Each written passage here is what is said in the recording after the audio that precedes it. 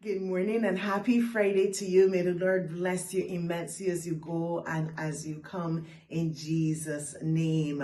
We're still talking about blessing the Lord with our labor. And so now we're going to look at the balance. Yes, we're to labor, but we're to rest from labor as well. In Exodus 28, it tells us, chapter 20, verse 8, to remember the Sabbath and to keep it holy. That means to rest. That means to take a break.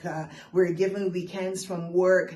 Out of that time, we are to rest, and not just rest, but also keep it holy, meaning spend some time with the Lord. Normally on your day to day, you're getting up and you're going to work, you're coming home, you're taking care of the children, the husband, all of that. And you don't have a lot of time, but in that time of rest, you are to seek the Lord, sit with the Lord, talk with the Lord, allow the Lord to speak back to you. Just stay there and bask in his presence.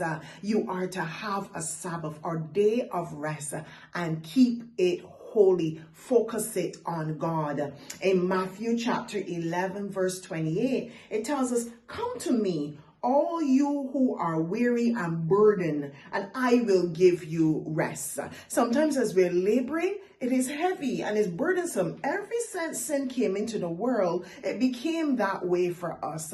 But God does not intend for us to live under stress. And that is why he's saying, remember the Sabbath and keep it holy. Come to me and I will give you rest. That is what he is saying. And when I look up that word rest, there are two words being used here. You are having the verb, which means to respond, to repose, to exempt, or to take it easy. It means to rest, to come away from the work and just rest. And then we're having the noun for rest. And that noun is talking about intermission or recreation, as we would call it. And so our recreation, it is a recreating or recreation. God created us, and in that time of rest, he is recreation. He's recreation, recreating us. He's restoring us. He's refreshing us.